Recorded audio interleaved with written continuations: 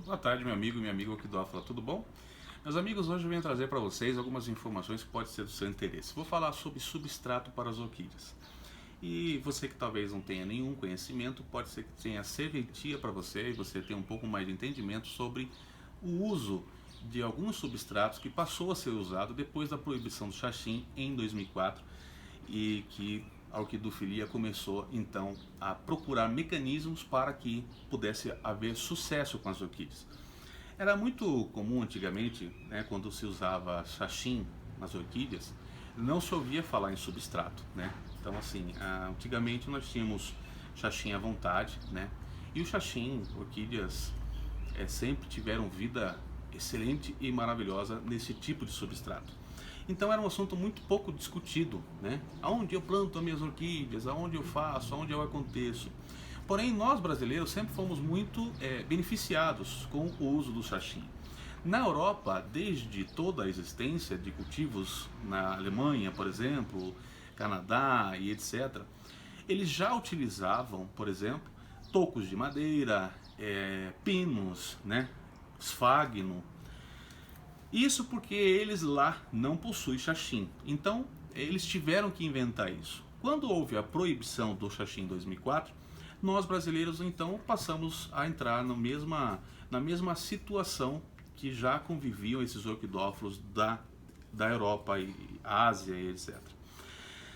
Bom, o bom de tudo isso é que nós conseguimos fazer algumas substituições, né? Então assim, nós conseguimos encontrar troncos de madeiras com maior tempo de durabilidade, nós conseguimos encontrar misturas que agradaram, né? Como uso de carvão, uso de isopor, pinos, brita, né? Então assim tem um vasto mundo em relação ao uso, qual tipo de uso que você pode fazer no substrato, tá? Só que isso, na hora de você plantar, depende muito da sua região, e essa é o parâmetro da dica que eu quero deixar para você nesse vídeo, tá?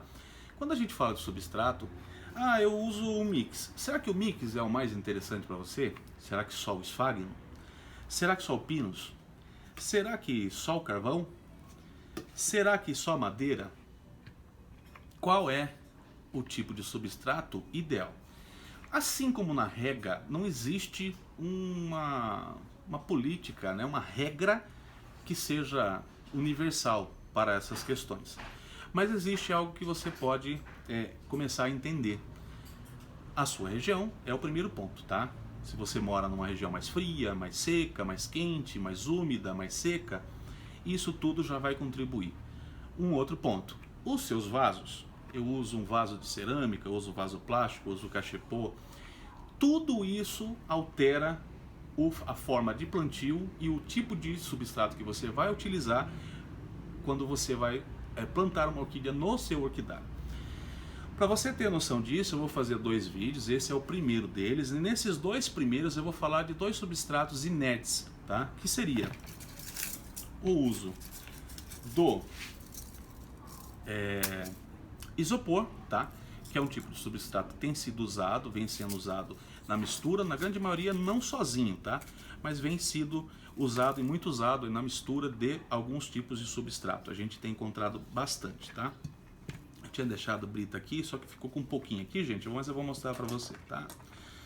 Brita também tem sido muito utilizado. Aliás, a brita, que inclusive é utilizada para o plantio, é a número 2. A gente usa normalmente a 1 para fazer a mix, tá? Quando você for plantar somente na brita, deve ser a número 2, tá? Alguns gostam de usar até 3, eu acho grande demais. Mas não faça o cultivo na brita e não aconselho você que está começando a fazer o uso do mesmo. E não que não haja sucesso. Uma revista da OSP, eu não lembro agora o número, tá? Teve uma edição que trouxe o sucesso de um amigo que está fazendo plantio de Cattleya nobilium, Cattleya valqueriana, somente no uso de brita. E o cultivo dele tem se aprimorado em cima disso. Mas existem técnicas totalmente diferentes de cultivo para esse tipo de substrato, tá? Porque como ele é um substrato inerte, você deve ter a sequência de adubação nas suas orquídeas, os cuidados são totalmente diferentes. regas, às vezes acontece 2, 3 tipos de rega no dia, dependendo o local de cultivo e a região que você mora. Então muito cuidado, é muito bom, porém funciona, tem funcionado, tem entregue grandes resultados aí na orquidofilia. No meu caso, eu não gosto muito, tá, de fazer uso de apenas um substrato, mas tem entregue resultados. O carvão. Carvão, tem algumas pessoas que têm encontrado dificuldades, tá? Depois de algum tempo de estudos, chegamos à conclusão de que o carvão sozinho não tem sido uma boa para você plantar suas orquídeas. Muita gente, tá? Muita gente tem plantado somente em carvão e tem conquistado grandes resultados, florações e etc. Haja visto que com um determinado tempo, ela tem uma substância, que agora eu já não me lembro direito qual é a substância que tem, que ela começa a queimar as raízes da orquídea, tá? Eu li bastante sobre isso, não tem sido conveniente, tá? Ela enraiza super rápido aqui, tá? Ela pega super rápido aqui, é uma fonte de fósforo, de muita coisa aqui, ela vai gostar, ela vai se agarrar aqui. E isso vai fazer você entender que ela está gostando disso, mas isso tem um tempo, uma durabilidade, tá? E depois disso você pode ter problema. O uso do carvão sim deve ser utilizado, mas em proporções de uma mistura, num mix, tá? Minha opinião, tudo bem? E, gente, por favor, carvão sempre novo, tá? Não carvão de churrasco. As pessoas falam, eu posso usar o carvão de churrasco? Não pode, nem para adubo e nem para plantio, tudo bem? O carvão deve ser novo, lavado, para que você possa então fazer uso do plantio, tá certo? Durabilidade desses substratos, como por exemplo o isopor e a brita, é muito bacana porque tem praticamente uma longitude, né? Então não se decompõe. Já o carvão tem uma durabilidade média de 2 anos, tudo bem? No próximo vídeo eu vou continuar o assunto de substrato aqui. Para encerrar esse vídeo aqui, algumas pessoas me perguntaram como que é o cultivo dessa planta, que na verdade já está indo embora, tá? Mas eu queria compartilhar essa informação com vocês também. Fábio, como fazer Arpófilum giganteum florescer? Essa planta é uma planta mexicana, encontrada no México, e que tem no seu habitat um clima quente e de muita iluminação. Lá na região é cultivada, ela habita em sol pleno, tá? Mas aqui nas nossas regiões elas estão adaptadas a orquidários, tá?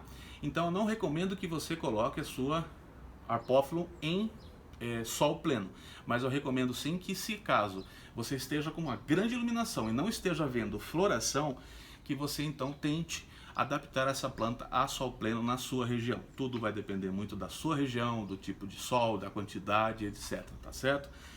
Arpófilum tem uma raiz muito semelhante, por exemplo, das Oncidiums. Ela não é grossa e também não é aquela bem fininha. Ela fica no médio disso, 1 milímetro aí mais ou menos de raiz, tá? E em grande quantidade. Sugere-se que ela não sofra muitas regas, tá? E que tenha vasos que tenham uma profundidade um pouco maior do que as tradicionais. Então não deve ser, por exemplo, né, você viu aqui, que eu utilizo aqui, ó, nela, um vaso um pouco mais alto, tá? Isso ajuda bastante porque ela tem ela cresce em quantidade as raízes, e quando ela tem essa capacidade, enquanto ela tiver essa capacidade de crescer, ela tem também a capacidade de se desenvolver bem. Você ajuda muito o sistema radicular da planta, tá? Adubação normal, eu acho que a floração dela tá completamente na rega, porque é uma planta que gosta mesmo de local mais seco, não gosta de muita umidade, e também na luz do sol. Aqui na minha região seca e calor, eu cultivo ela fazendo 1 a 2 regas na semana, mesmo em dias quentes, tá? Se eu percebo que a planta começa a ficar meio querendo dar aquela enrugadinha, que é sinal de desidratação, eu aumento um pouquinho mais nas semanas seguintes. Com isso eu vou adequando as necessidades da planta, tá certo? Então, fica com Deus. Eu vou fazer um próximo vídeo para terminar esse assunto de substrato. Super beijo, tchau!